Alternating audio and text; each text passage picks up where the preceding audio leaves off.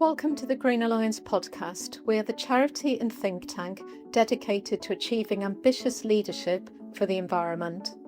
I'm Ruth Chambers, Senior Fellow at Green Alliance. Today we're going to be talking about our environmental rights, why they matter and how they are under growing threat. First, I talked to Chris on the direction of travel on environmental rights and why this is concerning. Following this, I speak with Carol and Katie to find out what went on at a much anticipated international meeting that took place last week in Geneva. So I'm delighted to be joined today by Chris Packham, naturalist, TV presenter and campaigner, amongst many other things. And today we're going to be talking about the right to peacefully protest, especially on the environment. Now, the UK has a tradition and respect for peaceful protest and non-violent civil disobedience. And until a few years ago, it was virtually unheard of for peaceful activists convicted of protest-related offences to receive custodial sentences, for example. But this has all changed recently. So to start with, Chris, could you say a little bit about why the right to protest peacefully matters to you? Well, I think it matters to me at a simple sort of democratic judicial level. I mean, as a citizen of the UK, I believe that we were living in at least the ruins of a crumbling democracy, and that we should hang on as long as possible for our right to be able to protest. As you say, we have a rich tradition in the UK of either protesting ourselves or upholding and celebrating the protests of others across the world. And where we see oppression in other parts of the world, we've always railed against it. And we've seen this as one of our fundamental freedoms, the right to exercise our voice in a peaceful, non-violent way, to ask for positive change. And we've seen it paying dividends over the years. And there were many examples cited. But it doesn't always have to be at the national level. It doesn't have to be at the celebrity protest level of the suffragettes, etc. People within their communities, within their workplaces, within their schools and homes have protested and seen advancement as a result of that. So it's tragic in a time of climate breakdown and biodiversity loss, when people like myself obviously need to raise our voices to champion the needs of the environment, that capacity is being reduced and our voices are essentially being silenced. I mean, I live by a mantra spun by a punk band called Penetration in 1979, which is to shout above the noise. And I think it's really important when there's a lot of noise to be able to raise your voice to ask for some clarity. And at this point, that's not the case. So, as we've seen, particularly since 2019, but going back before that, UK governments have successively attempted and tragically now, I think, succeeded in crushing people's ability to peacefully protest. And at this point, I fear that many people who would have formerly taken to the streets or found other means of protesting have been silenced by the chilling effect of those draconian prison sentences, the fact that they don't know how they can protest without the risk of arrest and therefore obviously imprisonment. It's taking ages to get protesters through the court system. They're spending a long time in prison before they're even sent to trial. This is not the UK that I was born into, and that my parents and everything that I believe is right, it should be. That's what it comes down to. And Aarhus is a very important piece of legislation to people like myself, because obviously I focus the vast majority of my campaigning from the environmental perspective. And this framework, which the UK is a signatory to, should offer the UK citizen the right to environmental information about what's going on in the environment, the right to play a role in deciding how that environment is shaped, and obviously the access to justice. And that should be affordable access to justice. And that's something that over the last few years, myself and then my colleagues at Wild Justice and I have used to great effect. And we've seen positive changes because we've exercised that right to justice. So you paint a worrying picture of our rights being eroded before our very eyes, and this is deeply troubling. It's not just happening in the UK, of course, it's happening in other countries and other parts of the world. But why is this happening in the UK? Why have successive governments, do you think, chosen to try and squeeze our rights to exercise our voices in environmental protest in a whole range of areas? Well, I think it's because they want to be able to roll out their own agenda with as little conflict as possible. They want to be able to get their way without challenge, but that's not democracy. And some of the ways that they're trying to move forward are very, very clearly erroneous. When we think about the environment, look, there's no ambiguity. All of the world's scientists, the Climate Change Committee, the IPCC, are all saying that we need to keep fossil fuels in the ground. There are many other things we need to do to address climate breakdown, but that is one of them. And the precautionary principles suggest that we should do that as rapidly as possible.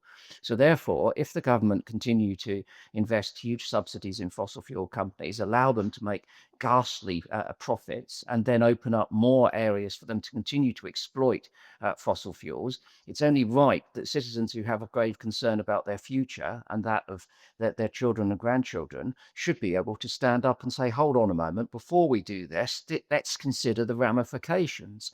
Um, and that's what protest is about, isn't it? It's about saying, hold on, let's think about this collectively and see if it's the right idea. Are our policymakers in rolling out the right policy, or are they misinformed, misguided, or do they just want bad business as usual because it suits them in the short term? And I think that that last thing is what we've seen most of.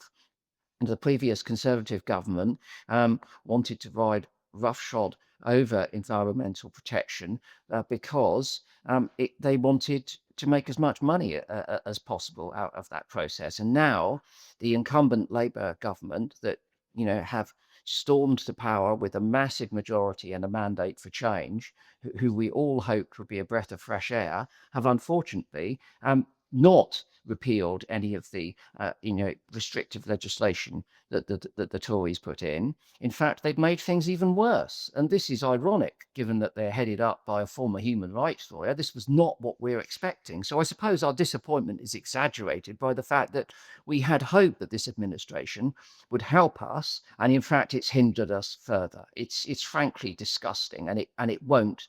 History will not look favorably upon their actions. There's no doubt about that. And yet, we're a nation of nature lovers. People love the environment. People want to live near green spaces. People want to breathe clean air and drink and swim in clean water. So, the environment is a very popular concept, something that is, very much embedded in so many communities. Do you have a sense in the various conversations or engagements you've had with local communities whether people are even aware that their rights are being eroded in the way that we've talked about? And if they would be aware, I mean, how do you think people might feel about this? Because the discussions that we've been having on Aarhus, they're not as well known as I think that they should be. And yet, these rights affect us all in quite a profound way. Well, I do think that Britain, that we are a nation of moaners. We moan about the performance of our sports team. So we effectively, to strike a metaphor, we sit in pubs, maudling over our warm pints of beer, complaining about everything. We're not, as in some of our European neighbours, a nation of doers when it comes to manifesting that complaint into something which is more tangible. And I think that there's always a sense that someone else will fix the problem. So if in the UK we invest in our environmental NGOs to the extent that we are a member of them, I think that there's a tendency to think that we can divest our responsibility because they'll do the job for us. The fact is that some of them are not in a fit state to do the job for us. Those that are will never have enough resources to be able to do it to the extent that they wish to. And ultimately, it should come down to a do-it-yourself mentality. It should come down to us. And that's what I have. I have a do-it-yourself mentality. I'm an old punk rocker. There was about do-it-yourself. I grew up in a house when, one of the other mantras was don't put off until tomorrow what you can do today. And if you want a job done, do it yourself. That was that was the way I was brought up. I think the other thing we have to accept is that a lot of people are easily fearful of oppression. They don't want to be arrested. They don't want to have to essentially become involved in a fight, not necessarily a physical one, but a moral, ethical fight. They they just don't have the fortitude, and that's not a criticism. That's just the way things are. So there will only ever be a minority of people who basically will summon the bravery and the courage to stick their head above the parapet and say what needs to be said. But those people need to be able to draw on the support of those who agree with them, but may not want to take to the streets. But at the moment, of course, it's difficult to have those figureheads, those people who are really challenging, you know, the increasingly authoritarian system that we have, um, at, because they're too they don't know where the injunctions are. They don't know what they can write on their T-shirt. On a day-to-day basis, they don't know whether they're going to get arrested and incarcerated. And there's very few people, when you think about it in the modern world, that can afford to do that. If you've got a family, if you're in education, if you're caring for people, you have those manifest responsibilities. You cannot jeopardize the fact that you will go out wearing a T-shirt one morning and not come back for 2 years. That's where we're at. And when it comes to the environment, this probably scares me. Politics are scaring me more than the science of climate breakdown at the moment. Because if we can't control the policymakers to get them to make the right decisions, it doesn't matter what the scientists tell us or what technological or other solutions we have at our disposal, they're not going to be implemented. But I do think that, again, if we look at human behavior and history, what we see is that oppression like this is ramped up. And in fact, a very erudite Tory peer said to me not so long ago that he was fearful of the fact that if governments don't listen to peaceful protest, in the end, it becomes something else. And that's what will happen, I think. And we see this happening in the past. You oppress people, you attempt to silence them, and all you really do is put them in a pressure cooker. And when that cooker reaches boiling point, they break out. And it's not peaceful, it's violent. And we've got rioting on the streets and worse.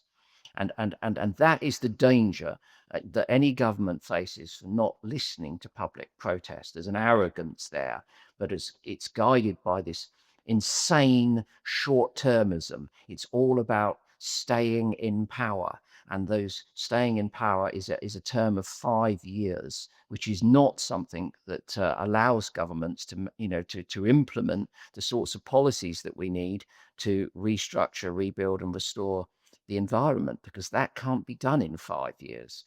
And we're not able at this point to elect leaders who are smart enough, bold enough or brave enough to put those measures in place. They're all interested in themselves and tomorrow. But, the day after tomorrow, which is a rather crummy old science fiction film about climate breakdown, pointed out that the day after tomorrow is not going to be easy. And that the abject stupidity of all of this is that if we were to act now, if we were to listen to those protesters and think twice about some of the things that we were doing, it would be a lot easier and more comfortable, healthy for people than it will be trying to patch it up when it's really bad. And also, I have to say, a lot more economically viable. But as I say, we live in an age of insane short-termism. On that film, I do remember it. I actually quite enjoyed it. It was a little bit crummy, as you say, but they ended up burning the books, didn't they, to stay warm in the library. So a sense of irony is there. So just to finish then, it feels quite grim at the moment, doesn't it? As we talked about, our rights feel like they're being squeezed before our very eyes. And those of us that want to speak out sometimes are too scared or haven't got the means, haven't got the time, don't feel empowered and feel deeply troubled about the direction of travel. So thinking ahead to the future, this government in Westminster is going to be around for the next 4 or so years. We've got elections in Wales and Scotland next year, Northern Ireland the year after. So political uncertainty definitely for the foreseeable future. But do you have some words of hope or encouragement for what we can all do to think about trying to right some of the wrongs that have been happening? And I'm reminding myself often these days, but one of my favourite quotes, which is that it was by a philosopher called Margaret Mead. Never doubt that a small and thoughtful, committed group of citizens can change the world. Indeed, it's the only thing that ever has, or words like that. But yeah, any thoughts of hope or encouragement for fellow campaigners from you? I'm not without hope at all. I think winning is not giving up. That's one of my sayings. And therefore, we must continue. I think that what we have to do is exercise our imagination and creativity. So we continue to use those avenues which are open to us, which means that at the moment, the Aarhus Convention, the price capping is still in place, despite the attempts to overrule that, which means that people like myself can afford to seek environmental justice. So we must continue to do that, whatever happens, because that door's open, and to neglect doing so would be irresponsible. But I think outside of that, we have to use other means of communicating our disgruntlement in a peaceful and non-violent way. So, okay, walking slowly in the streets, game's over. Gluing ourselves to things, game's over. But come on, we are a creative, we're a creative species. Let's think our way round this restrictive legislation and oppression and think about how we can do it more creatively. At the moment, what are we using in other parts of our daily lives? What other parts of our culture are exercising their power? Because there are parts of our culture which are extremely powerful: music, poetry, literature, art, sport.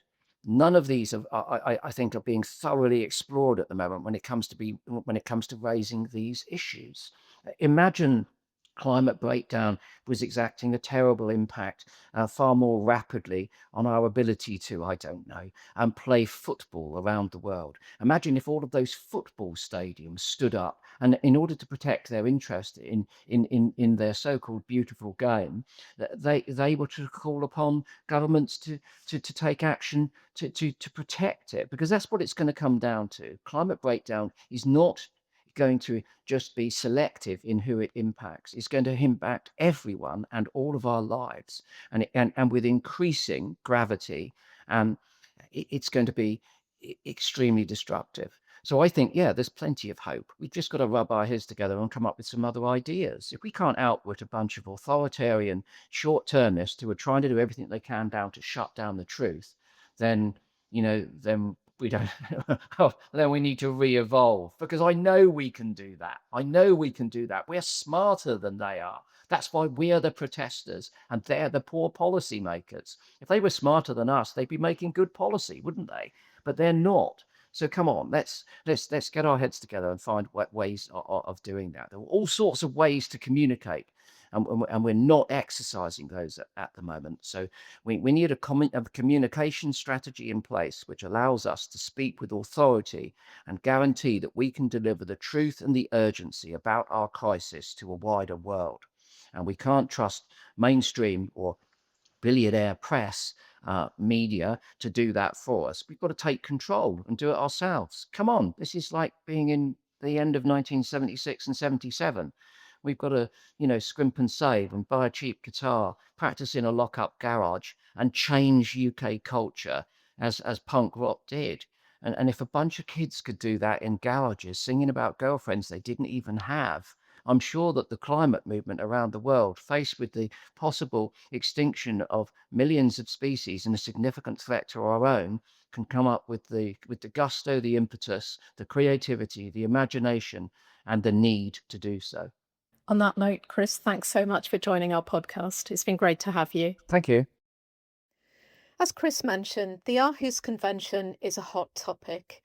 An important meeting for countries who have signed up to this international agreement on environmental rights has just taken place in Geneva in Switzerland.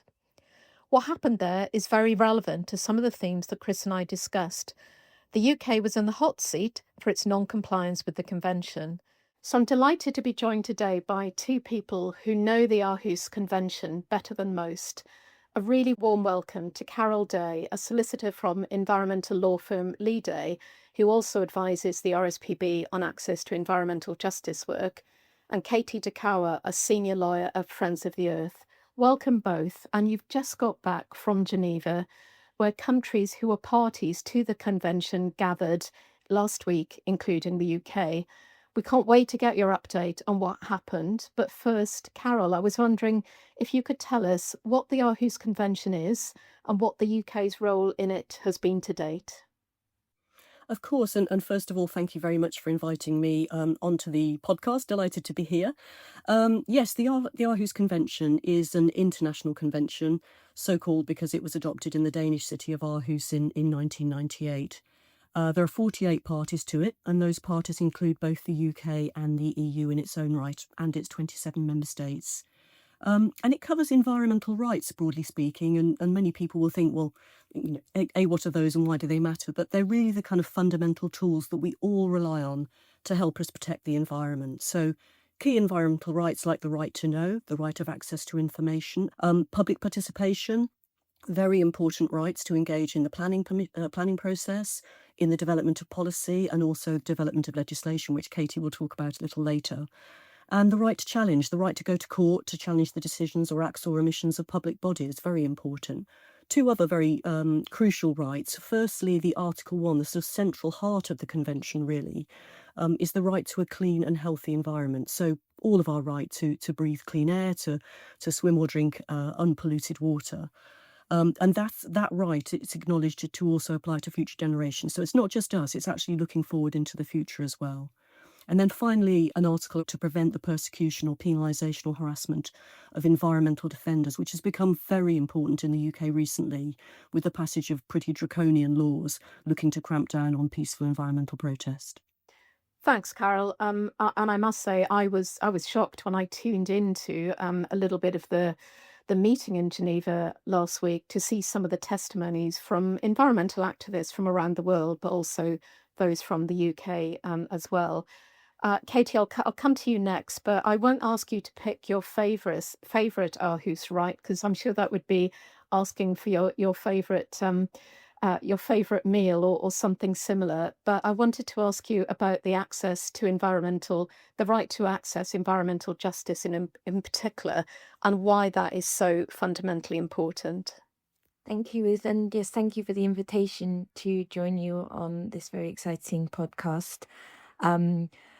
I think environmental justice, like any form of justice, is fundamental to our democracy, and it's fundamental to ensuring that ordinary people are able to hold powerful entities, and those include state bodies as well as powerful companies, to account when they break the law. It's a means of creating some form of level playing field in society, and it's a means of ensuring that outcomes can be achieved which do actually align with the law. And I think the law generally has been and continues to be a means for positive change to be achieved in society, sometimes when that is lacking in other areas. And if we think about what's been happening in COP over the last week as well, we've ended up with a deal as a global community which does not go far enough. So you can see where, in terms of the climate crisis, where other sorts of avenues are going to be really important, including the courts, to achieve the change that we need to see. Well, let's then explore what actually happened at this meeting of the Aarhus parties in Geneva. One of the things on the agenda was a complaint from Friends of the Earth about a really important issue, which is public participation in environmental lawmaking. Could you tell us a little bit more about that complaint and what happened to it? As Carol said, there are various really important rights set out in the Aarhus Convention, and one of those concerns public participation in environmental decision making. So our case was about just that. It was about ordinary people's right to have a say on draft laws that can have significant effects on the environment. And that has not been happening consistently in the UK. There's no framework to actually require that the government consult or seek the input of the public in any way. So this means that sometimes it can happen, It does happen if the government chooses to make it. So the example we alighted on in our case concerned the government's withdrawal bill, or the Brexit bill, as it was known as, for the UK withdrawing from the EU after the referendum. There was no public input into the actual legislation, the draft legislation put before Parliament. And this was despite the obvious potential environmental effects, given that 80% of our environmental laws derived from the EU at the point that Brexit happened. This was an example of where that public participation had not happened. But ultimately, what the case established was that, yes, there'd been a failure in relation to that particular bill, but there was no consistent framework to ensure that this happens for any other piece of draft legislation either. So this is something that continues to have effects going forwards. We can see that there have been some very damaging bills which have been introduced to Parliament without public input. So an obvious one recently is, of course, the Planning and Infrastructure Bill. That had no input of any kind. Had it had that input, it might have been a much better bill in the first place, rather than the mess that we see in its current form. So yes, this is what our case was about. But what happened when we got to the meeting of the parties was really something very strange and very, very concerning, because the UK broke with established convention, which is that ordinarily, when case findings are made by the UN-backed compliance committee, these findings are endorsed by all the parties to the convention, including the party directly concerned, but everybody else as well. But the UK decided that instead of agreeing to endorse the findings, it would first of all try to get the findings struck off the agenda entirely. And then when it was forced to accept that that wasn't going to happen, it managed to achieve a postponement of the case findings, so that a decision is going to be reached on them at some future occasion instead. That could either be a sort of extraordinary meeting of the parties, or it might not be for another 4 years at the next meeting of the parties. And this is all really concerning, because what this does is says to everybody else who's in the convention, if you don't like findings made against you by the compliance committee, just refuse to endorse them. It just creates the potential for the whole system to be completely unravelled. And all of this was, in Friends of the Earth's view, so entirely unnecessary. Well, that's incredibly disappointing. And in some ways it's surprising, because as you say, governments across the UK can involve the public in making new laws or in changing laws if and when they want to. But it seems that the UK government very much wants to opt for a pick and choose approach rather than building that in as a solid principle. So, Carol, from your perspective, there was another really important and actually quite long-standing issue on the agenda for the Aarhus parties, and that's about cost caps for environmental legal cases. Did that fare any better? Sadly not, Ruth, no. As you say, I mean, there were two parts to this really that we went to the MOP, focusing on. One was the Friends of the Earth complaint that Katie has just described above. And then, as you say, there's the second element, which is the very long-running costs issue, which is really concerned with the very high costs of legal action that we have in the UK, and trying to make sure that people can bring environmental cases to court in a way that doesn't, break the bank. It's not prohibitively expensive, is the way we refer to it. But unfortunately, the bombshell that was dropped about 20 minutes before the start of the meeting was that the UK would not be endorsing the decision which covered both of those elements. Now, on the decision on costs, it's a really significant departure in terms of how the UK has approached previous MOPs. We've never really had a situation where they've sought not to do that, and the particularly aggressive move where they sought to remove the UK decision from the agenda it's almost Trumpian. They must have known that was procedurally unacceptable. So, and it was a very destabilising move. So it's difficult to know why they did that. When it comes to the decision not to endorse the decision on costs, that is, as Katie said, unprecedented. It's a very long-running issue. They can't argue this has taken them by surprise. The UK argues that it's done enough to address the costs issue. In fact, it's done very little since the last MOP in 2021.